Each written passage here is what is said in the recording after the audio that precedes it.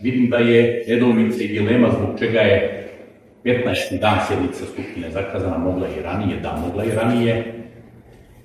Ovdje sam ispoštovao zakon, prvenstveno zato što zakon kaže 15 dana, a ispoštovao sam i rok po Poslovniku od dana kada sam zakazao sjednicu, mora da protekne rok od 7 dana, zbog materijala, zbog dostave materijala i svih onih aktivnosti i radnji koje obavljaju stručne službe Skupštine, i zbog toga je dan koji je u sazivu sjednice subota. Nije bilo namere da se taj dan poklopi sa dešavanjima koja će očigledno biti u Beogradu, koja će dovesti do nemira.